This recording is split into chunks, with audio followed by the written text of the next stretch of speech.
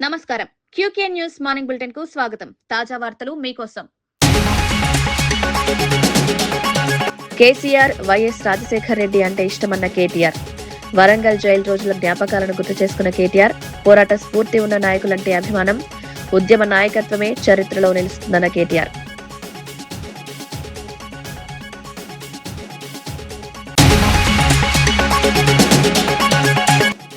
బీజేపీలో సమన్వయం లేకుంటే విజయం కష్టమన్న రాజాసింగ్. బూత్ కార్యకర్తలను విస్మరిస్తే పార్టీకి నష్టమేనన్న రాజాసింగ్. వ్యక్తిగత ఈగోలతో బీజేపీకి నష్టం, పార్టీ సమస్యలను ఢిల్లీ దృష్టికి తీసుకువెళ్లాలని వ్యాఖ్య.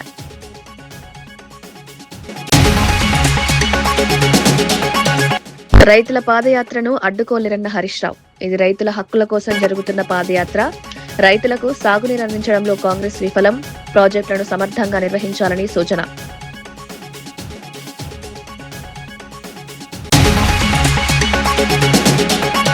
నిరుద్యోగ యువతకు న్యాయం చేస్తామన్న కవిత.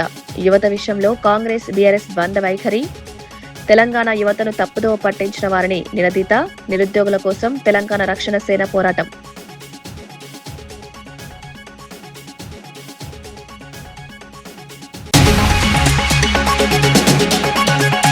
నిరుద్యోగులు బీఆర్ఎస్ మాటలు నమ్మొద్దన్న దయాకర్. యువ సంగ్రామ సభ పేరుతో రాజకీయాలు చేయొద్దని వ్యాఖ్య. 70,000కు పైగా ఉద్యోగాలు ఇచ్చామన్న కాంగ్రెస్ నేత. యువత లక్ష్యంపై దృష్టి పెట్టాలని పిలుపు. ఖమ్మంలో అభివృద్ధి పనులకు శంకుస్థాపన చేసిన భట్టి. ఖమ్మం జిల్లా ఇల్లందు నియోజకవర్గంలోని కామేపల్లి మండలంలో ఉప ముఖ్యమంత్రి భట్టి విక్రమార్క పలు అభివృద్ధి కార్యక్రమాల్లో పాల్గొన్నారు. 2.85 కోట్లతో నిర్మించనున్న ఉప కేంద్రానికి భూమి పూజ చేసి పనులను ప్రారంభించారు. అనంతరం 3.95 కోట్లతో తాళ్లగూడెం నర్సయ్యకుంట బీటీ రోడ్, 5 కోట్లతో కామేపల్లి ఆర్ఎన్బి రోడ్డు నుంచి శ్మశాన వాటిక వరకు బీటీ రోడ్ నిర్మాణ పనులకు శంకుస్థాపన చేశారు. ఈ ప్రాజెక్టులు పూర్తయితే గ్రామీణ ప్రాంతాల్లో రవాణా, విద్యుత్ సౌకర్యాలు మరింత మెరుగుపడతాయని భట్టి విక్రమార్క తెలిపారు.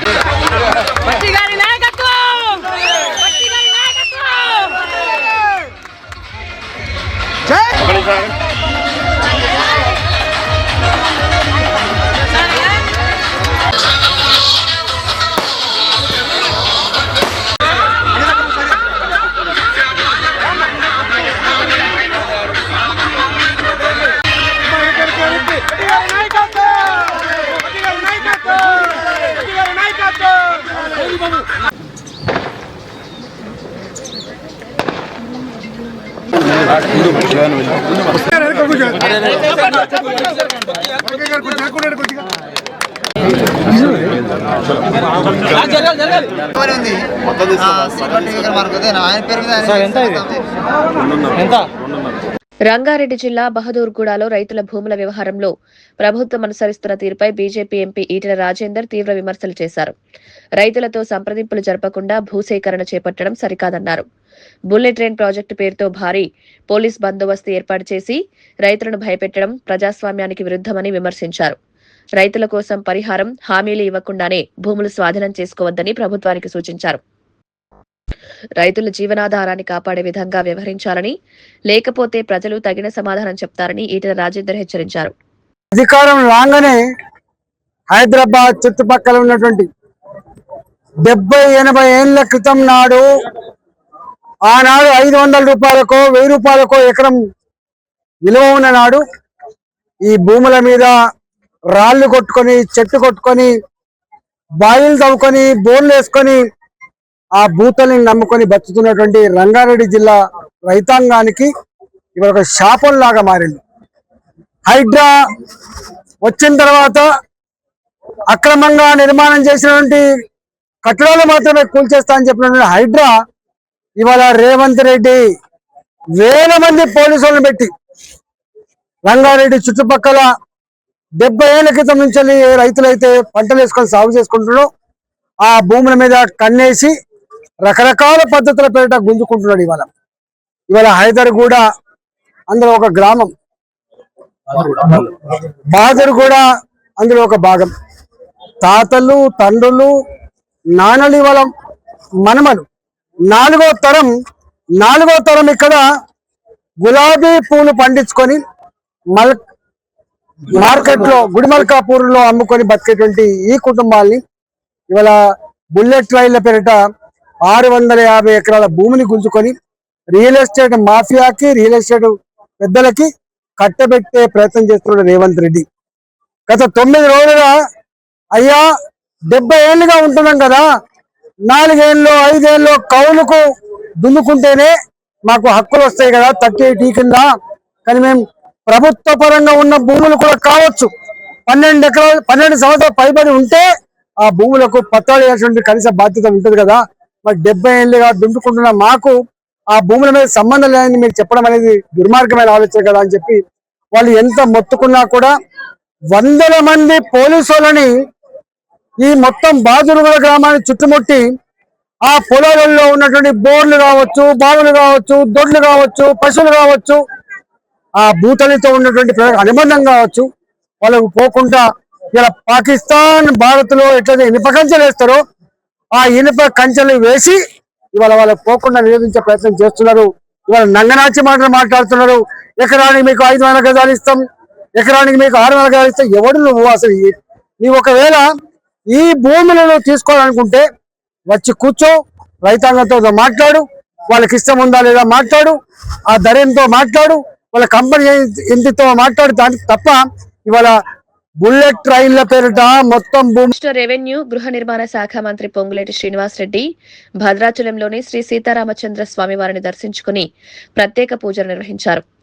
ఆలయానికి చేరుకున్న మంత్రికి దేవస్థాన అధికారులు, అర్చకులు ఘన స్వాగతం పలికారు. వేద పండితులు వేదాశీర్వచనం అందించగా దేవస్థానం తరపున తీర్థ ప్రసాదాలు, శేష వస్త్రాలతో సత్కరించారు. అనంతరం ఆలయ ప్రాంగణంలో కొనసాగుతున్న అభివృద్ధి పనులను పరిశీలించిన మంత్రి నిర్మాణాలు నాణ్యతతో పాటు నిర్ణీత గడువులో పూర్తి చేయాలని అధికారులను ఆదేశించారు.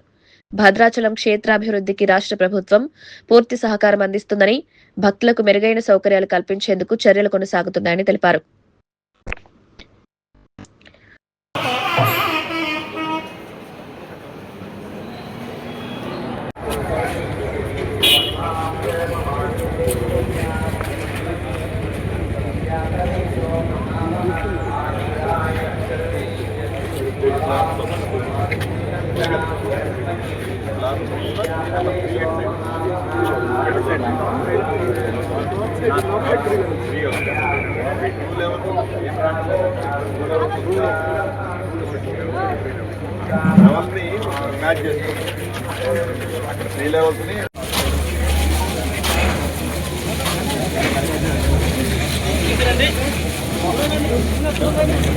ఫ్రంట్కెళ్ళండి సార్, ఫ్రంట్కెళ్ళండి సార్ ప్లీజ్.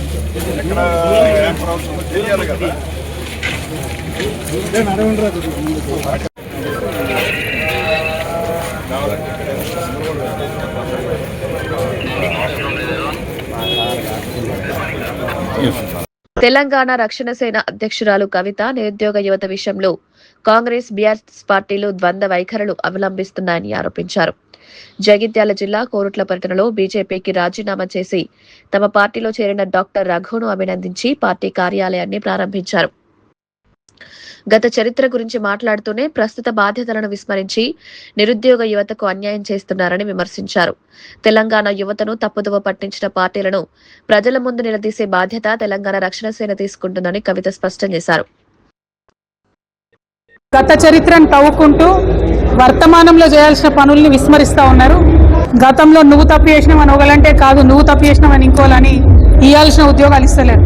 ఉదాహరణకు మన కానిస్టేబుల్ ఉద్యోగాలు వేసినప్పుడు మేము పర్ఫెక్ట్గా డిమాండ్ చేసినాం, ఖచ్చితంగా 20,000 ఉద్యోగాలు వేయాలని. చివరికి ముఖ్యమంత్రి గారు తీసుకొచ్చి 5,900, 6,200 ఎంతో వేస్తామని చెప్పారు. దానివల్ల ఎవరికి లాభం? హైదరాబాద్లో కూడా సరిపో. నియోజకవర్గాల వారిగా, జిల్లాల వారిగా చూసుకుంటే మనిషికి 20 ఉద్యోగాలు కూడా రావు, జిల్లాకి 20 ఉద్యోగాలు రావు. సో ఇప్పుడు చేయాల్సిన పనిని మర్చిపోయి బీఆర్ఎస్, కాంగ్రెస్ ఇద్దరు కూడా యూత్ని తప్పుదోరి పట్టిస్తూ ఉన్నారు. మేము తెలంగాణ రక్షణ సేనగా యువమిత్రుల తరఫున నిలబడి కొట్లాడతాం. అందశ్రీ జీవితమంతా మానవీయ విలువలతో కూడిన పాటలు, కవితలు రాశారని ఎమ్మెల్సీ దాసోజు శ్రవణ్ అన్నారు. అలాంటి సాహితీవేత్త సభలో తెలంగాణ భవిష్యత్ సమాజ బాధ్యతలపై మాట్లాడాల్సింది పోయి బీఆర్ఎస్ అధినేత కేసీఆర్ పై విమర్శలు చేయడం బాధాకరమని పేర్కొన్నారు. ఆ వేదికను కూడా రాజకీయ విమర్శలకు ఉపయోగించడం సరైంది కాదన్నారు. ఆ సందర్భంలో చేసిన వ్యాఖ్యలు అందశ్రీ ఆత్మతో పాటు గద్దర్ ఆత్మను కూడా బాధ పెట్టేలా ఉన్నాయని విమర్శించారు. సాహిత్య సాంస్కృతిక వేదికల గౌరవాన్ని కాపాడాలని కోరారు. వేదిక ద్వారా ఎక్స్పెక్ట్ చేస్తారు, and that is what is expected. Basically ఒక ముఖ్యమంత్రి నోటి నుండి మరీ ఇంకెక్కువ, నాలాంటోడు ముఖ్యమంత్రి కాలే కాబట్టి ఏది మాట్లాడినా చలామణి అవుతుంది. కానీ ఆయన ముఖ్యమంత్రి కుర్చీలో కూర్చున్నాడు కాబట్టి ఇంకా ఎక్కువ ఎక్స్పెక్టేషన్, ఇంకా ఎక్కువ బాధ్యత. ఒళ్ళు దగ్గర పెట్టుకొని ముఖ్యమంత్రి హోదాలో కూర్చున్న వ్యక్తి అటువంటి ఒక మీటింగ్లో మాట్లాడాల. పెళ్లికి వచ్చి సావుడప్పు కొట్టినట్టుగా రేవంత్ రెడ్డి ఒక మూర్ఖత్వంతో, దురహంకారంతో, శాడిజం మనస్తత్వంతో ఆ వేదికను కూడా కేసీఆర్ గారిని, బీఆర్ఎస్ పార్టీని దూషణకు గురి చేసేందుకోసమే వాడుకోవటం నాకు చాలా బాధ అయింది. నాకు తెలిసి విఘ్నుడైనటువంటి ఒక అందశ్రీ ఆత్మకు, గద్దరన్న ఆత్మకు కూడా బహుశా బాధ కలిగించుంటుంది. అమరత్వం పొందినట్టు ఒక ఆత్మ న్యూట్రల్గా ఉంటుంది, దానికి ఏం ఉండవు, రాగద్వేషాలు భేషజాలు ఏమి ఉండవు. ఈడేంట్రా నాయన నా పేరు చెప్పి నన్నిట్లా తిడుతున్నాడు అని చెప్పని పాపం అందశ్రీ అన్న కళ్ళలో నీళ్లు పెట్టుకొని ఉంటాడు. గద్దరన్న బాధపడి ఉంటాడు. సిగ్గు ఎగ్గు లేదు ముఖ్యమంత్రి కుర్చీలో కూర్చున్న వ్యక్తి ఏది పడితే అది మాట్లాడటమే కాకుండా, పచ్చి బూతులు మాట్లాడమే కాకుండా, పచ్చి అబద్ధాలాడి వాళ్ళ పేర్లతో అబద్ధాలు ఆడుతున్నాడు. పచ్చి అబద్ధాలు ఆడుతూ వాళ్ళ పేర్లతో ఇవాళ ఆయన ఏదో గొప్పతనం చేస్తున్నట్టుగా ఆయన మాట్లాడుతున్నాడు. దుర్మార్గము. దీన్ని మేము తీవ్రంగా ఖండిస్తూ ఉన్నాము. కవుల భుజాలపై తుపాకులు పెట్టి కాల్చటం రేవంత్ రెడ్డి నీ బలహీనతకు నిదర్శనం, నీ చేతగానితనానికి నిదర్శనం, నీ మూర్ఖత్వానికి నిదర్శనం.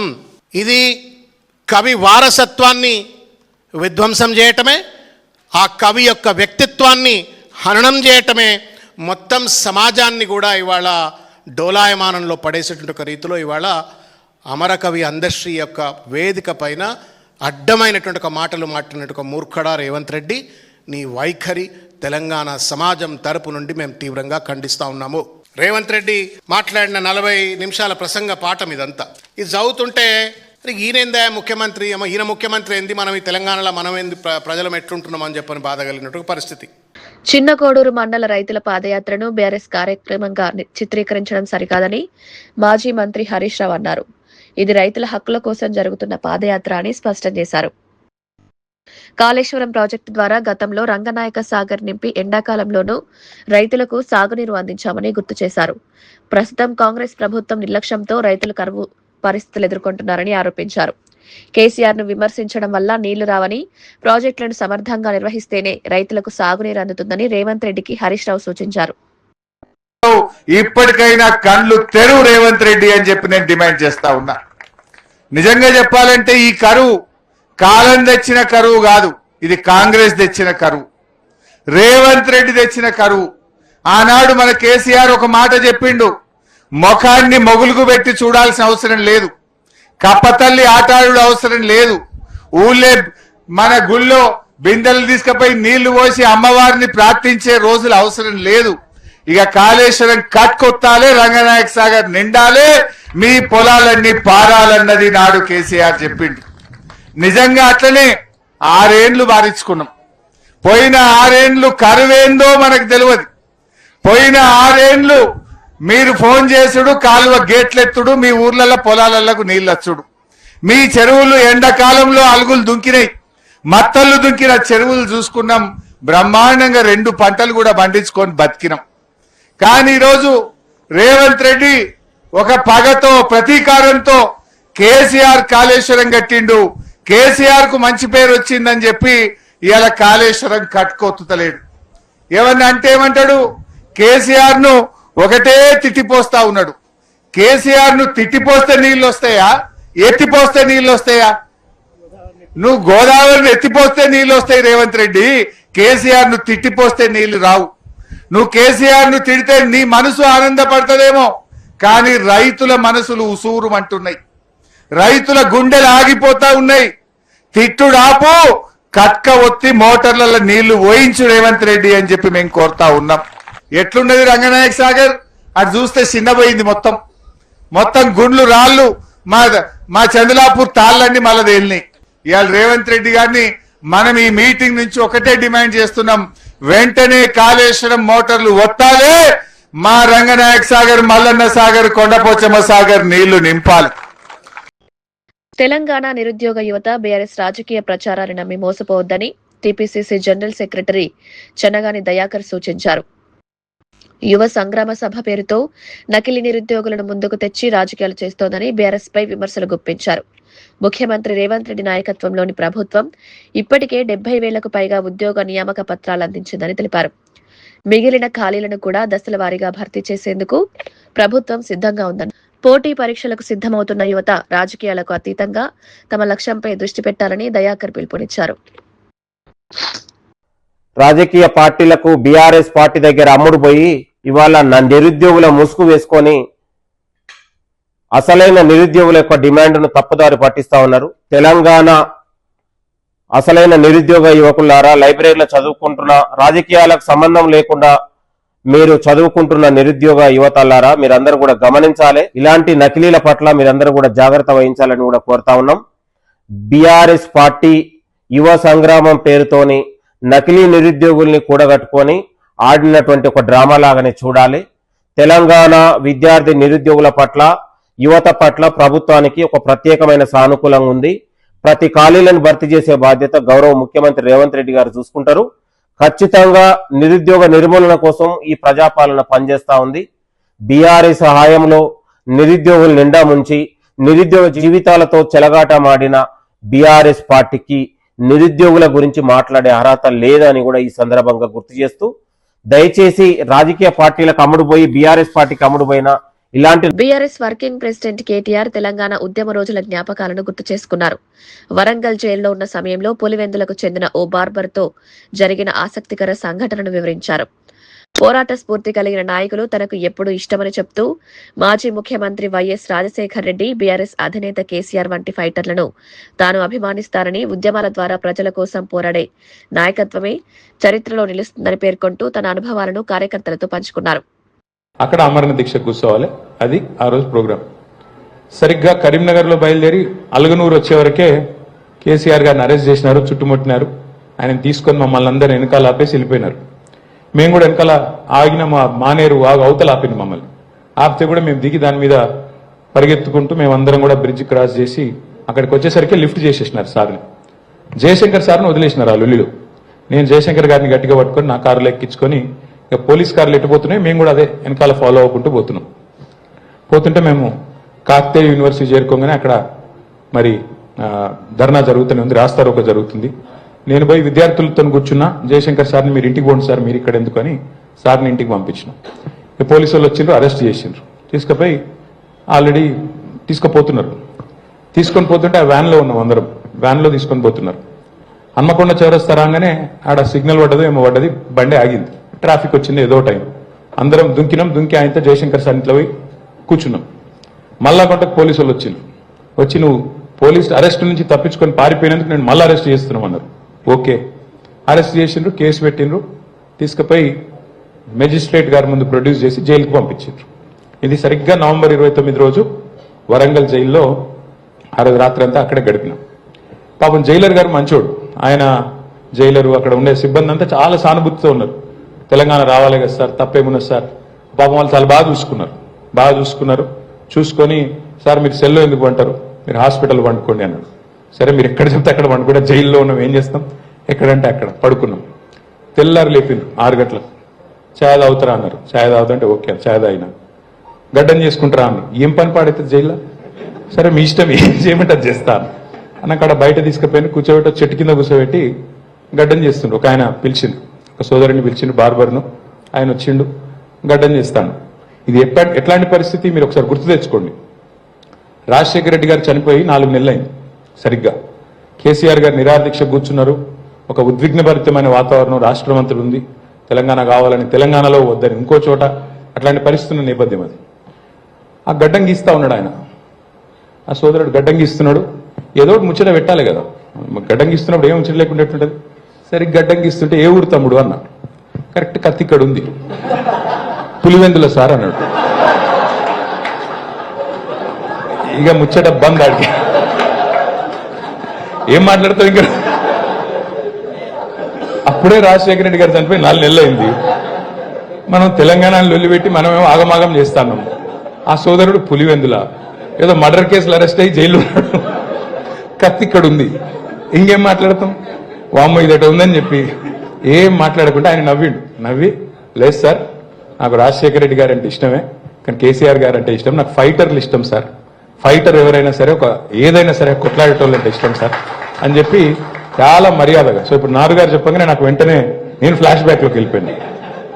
ఆషాఢమాస బోనాల ఉత్సవాల్లో భాగంగా జూబ్లీహిల్స్ శ్రీ పెద్దమ్మ తల్లికి భక్తులు అత్యంత వైభవంగా వెండి బంగారు బోనాలను సమర్పించారు.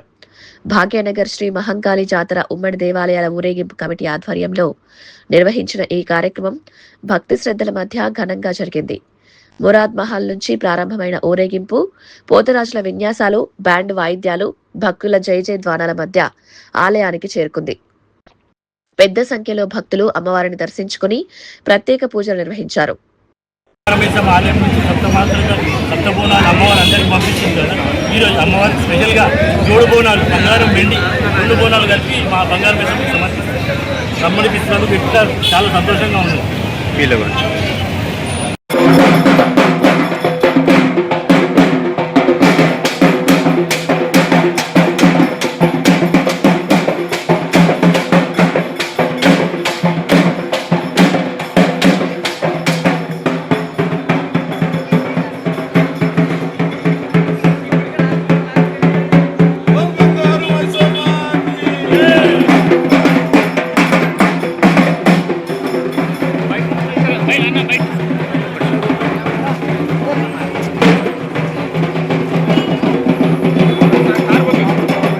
Telangana BJP MLA Raja Singh party వ్యవహారాలపై మరోసారి కీలక వ్యాఖ్యలు చేశారు.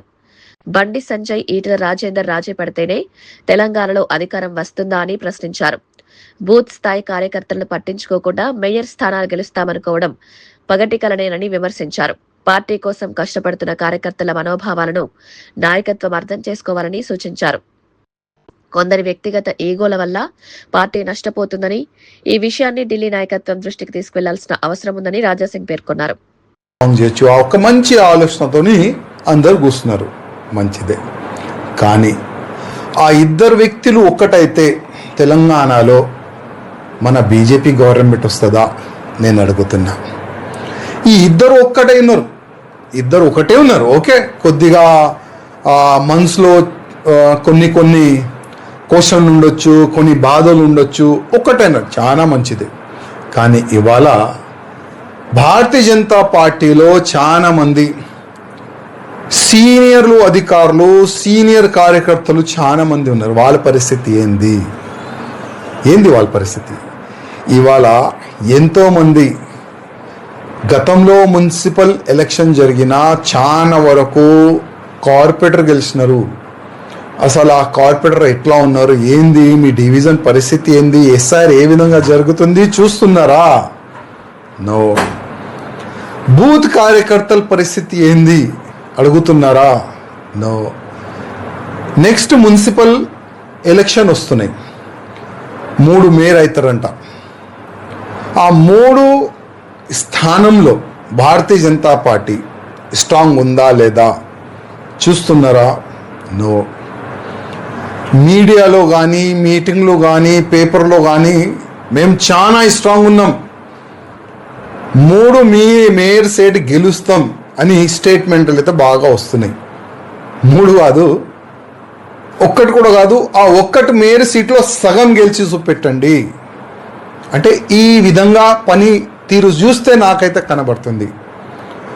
రామచంద్రరావు గారు భారతీయ జనతా పార్టీకి అధ్యక్ష అయి కూడా దాదాపు సంవత్సరం అవుతుంది. కానీ రామచంద్రరావు గారికి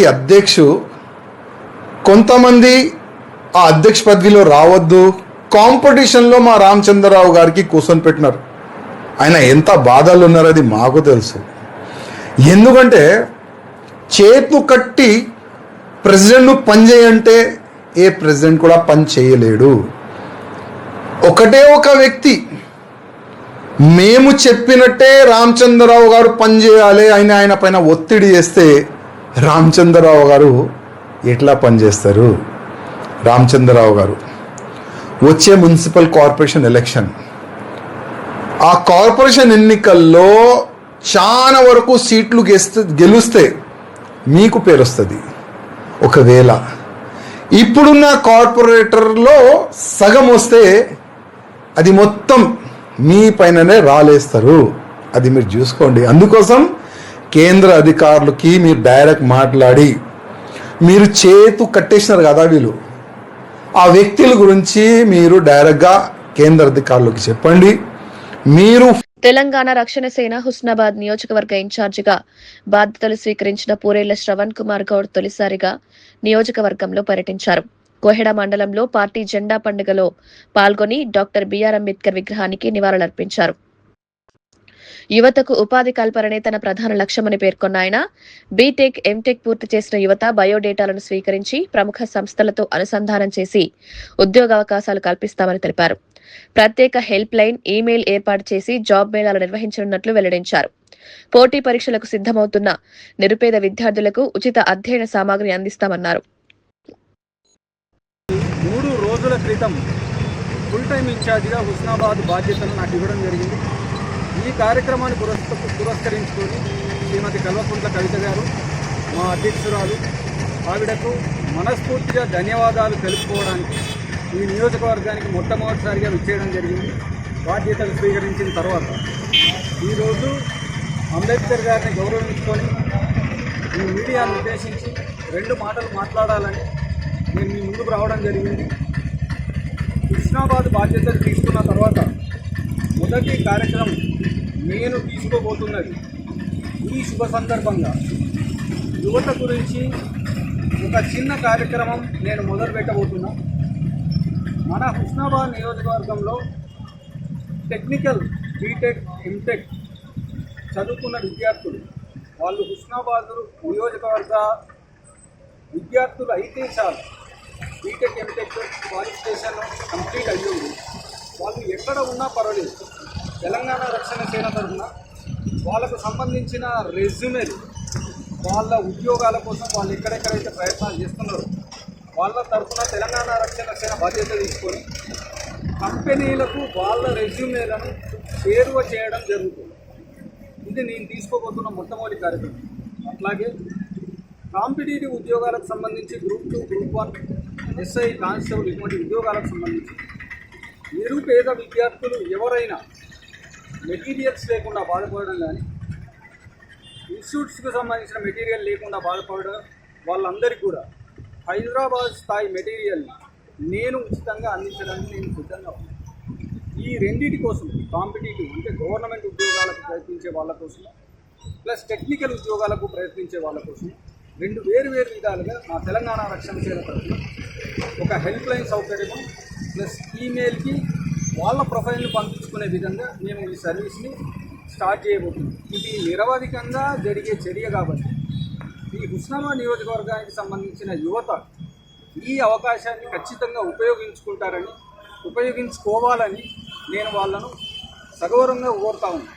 ఎందుకంటే ఒక ఉద్యోగమస్త కుటుంబం నిలబడుతుంది. ఎందుకంటే పాంచజన్యంలో కూడా తెలంగాణ రక్షణ సేన మేనిఫెస్టో పాంచజన్యంలో కూడా ఉపాధి అనేది ఒక అంశం కాబట్టి ఆ ఉపాధి పైన యువత కోసం నేను నా ప్రయత్నాన్ని మొదలుపెట్టబోతున్నా. శ్రీమతి కల్వకుంట్ల కవిత గారు నాకు అప్పచెప్పిన ఈ బాధ్యతను సగౌరవంగా స్వీకరిస్తూ ఆవిడకు సగౌరవంగా ధన్యవాదాలు. శాకాంబరి దేవిగా భక్తులకు దర్శనమిచ్చిన బలుసులమ్మ తల్లి పశ్చిమ గోదావరి జిల్లా తాడేపల్లిగూడెంలోని గ్రామదేవత శ్రీ బలుసులమ్మ తల్లి ఆషాఢమాసం సందర్భంగా శాకాంబరి దేవిగా భక్తులకు దర్శనమిచ్చారు. ఆలయ ప్రాంగణాన్ని సుమారు 15 టన్నుల వివిధ రకాల కూరగాయలతో ప్రత్యేకంగా అలంకరించారు. అమ్మవారిని దర్శించుకునేందుకు భక్తులు పెద్ద సంఖ్యలో తరలివచ్చి ప్రత్యేక పూజలు నిర్వహించారు. ఎమ్మెల్యే బొలిశెట్టి శ్రీనివాస్ ఆలయాన్ని సందర్శించి అమ్మవారికి ప్రత్యేక పూజలు సమర్పించారు. ప్రతి ఏడాది ఆషాఢ మాసంలో ఈ ప్రత్యేక అలంకరణ నిర్వహిస్తామని ఆలయ నిర్వాహకులు తెలిపారు.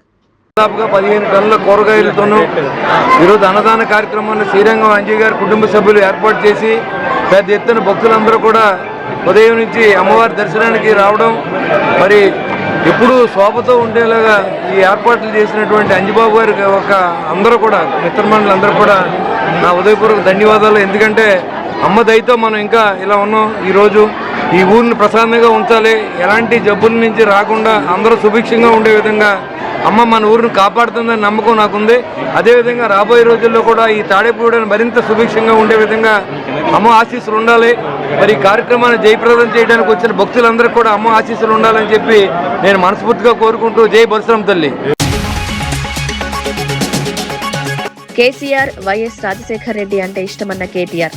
వరంగల్ జైలు రోజుల జ్ఞాపకాలను గుర్తు చేసుకున్న కేటీఆర్, పోరాట స్ఫూర్తి ఉన్న నాయకులంటే అభిమానం, ఉద్యమ నాయకత్వమే చరిత్రలో నిలుస్తుందన్న కేటీఆర్.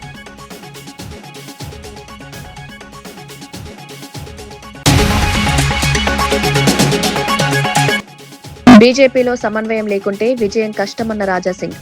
బూత్ కార్యకర్తలను విస్మరిస్తే పార్టీకి నష్టమేనన్న రాజాసింగ్. వ్యక్తిగత ఈగోలతో బీజేపీకి నష్టం, పార్టీ సమస్యలను ఢిల్లీ దృష్టికి తీసుకువెళ్లాలని వ్యాఖ్య.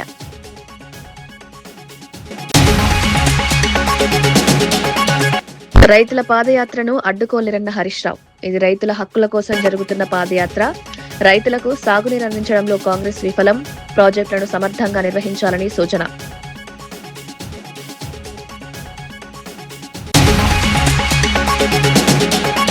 నిరుద్యోగ యువతకు న్యాయం చేస్తామన్న కవిత. యువత విషయంలో కాంగ్రెస్ బీఆర్ఎస్ బంద వైఖరి. తెలంగాణ యువతను తప్పుదోవ పట్టించిన వారిని నిలదీత. నిరుద్యోగుల కోసం తెలంగాణ రక్షణ సేన పోరాటం.